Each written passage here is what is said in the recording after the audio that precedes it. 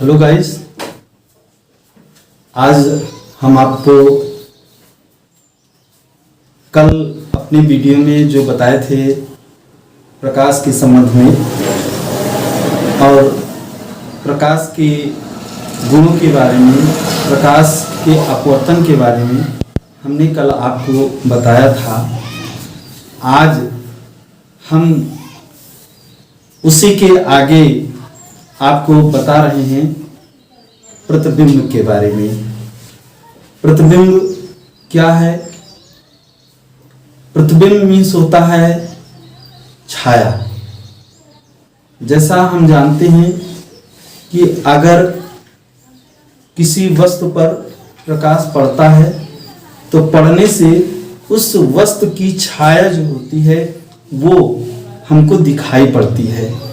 जैसे हम किसी वस्तु को दर्पण के सामने रखते हैं तो दर्पण के सामने रखने पर उस वस्तु की आकृति दर्पण पर बनती है, तो उस आकृति को ही वस्तु का प्रतिबिंब कहते हैं।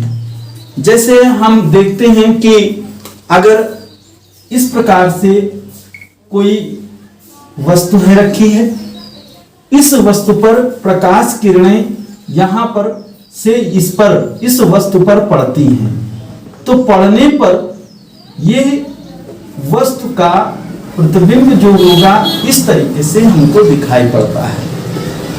तो प्रतिबिंब क्या है? प्रतिबिंब किसे कहते हैं? प्रतिबिंब वस्तु के किसी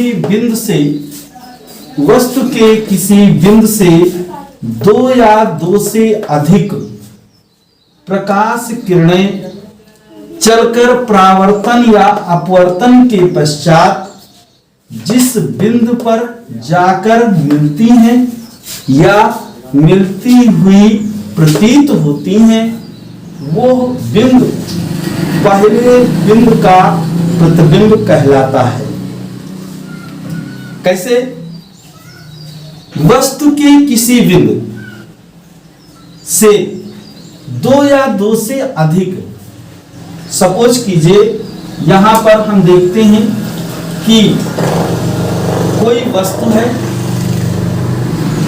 ऐसे इस वस्तु पर दो या एक वस्तु ये है, ये प्रतिबिंब, ये किरण है और दूसरी ये है, तो कहता है कि परावर्तन या अपवर्तन के पश्चात ये क्या हो?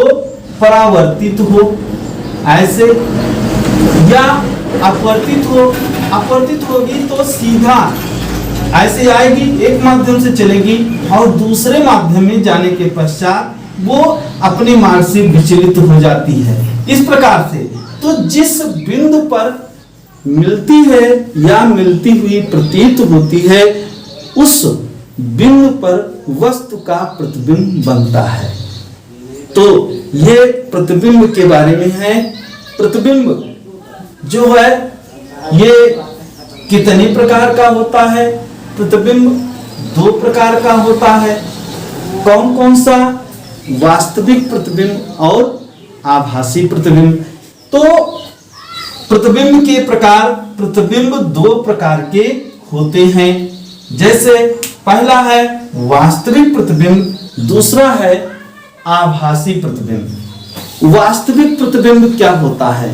वास्तविक प्रतिबिंब जब यदि प्रकाश बिंदु यदि किसी बिंदु वस्तु से परावर्तित होने वाली किरणें, यानी कोई बिंदु है, वस्तु है, उस वस्तु के किसी बिंदु पर प्रकाश की किरणें पड़ती हैं, पड़ने के पश्चात वे परावर्तित हो जाती हैं। तो परावर्तन के पश्चात जिस बिंदु पर वास्तव में मिलती हैं, यानी सचमुच की दिखाई दें, वास्तव में मिले, तो वास्तव में मिलती हैं, उसे वास्तविक प्रतिबिंब कहते हैं।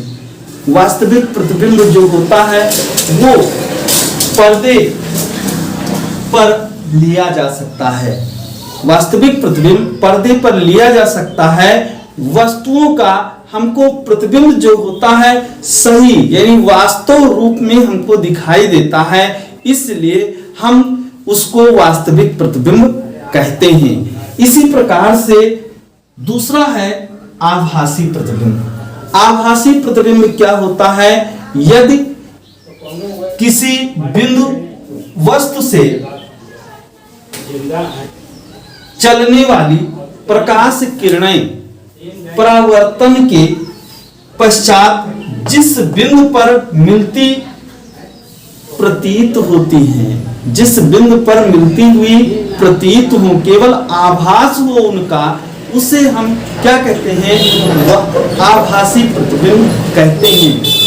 ये प्रतिबिंब जो होता है ये पर्दे पर नहीं लिया जा सकता है। जैसे हम इसको एक डायग्राम के माध्यम से समझ सकते हैं कि जैसे ये है, यहां पर कोई ये दर्पण है, कोई यहां पर रखा गया है, ये ध्रुव है, यहां से ये क्या है? इसका फोकस है, यहां पर वक्रता केंद्र है। तो यहां से अगर कोई वस्तु यहां रखी गई है तो यहां पर रखने से इस वस्तु का से प्रकाश किरणें चलती हैं, चलने के पश्चात दर्पण के ये तल से टकराती हैं और टक्कर के पश्चात ये फोकस बिंदु से होती हुई पीछे की ओर वापस चली आती हैं। अब इसी प्रकार से पुनः प्रकाश किरणें चलती हैं, चलने के पश्चात ये वस्तु के दूसरे बिंदु से होती हुई ये चली जाती हैं और ये पुनः परावर्तित हो जाती हैं और परावर्तन के पश्चात ये पीछे की ओर अगर बढ़ाई जाती हैं तो इस प्रकार से ये इस बिंदु पर मिलती हैं। तो यहां पर वस्तु का आभासी प्रतिबिंब हमको प्राप्त होता है। तो इस प्रकार से हम कह सकते हैं कि आभासी प्रतिबिंब जो होता है वो जहां पर प्रकाश किरणें मिले और वास्तव में ना मिल करके केवल हमको आभास करवाएं तो उसे हम आभासी प्रतिबिंब कहते हैं।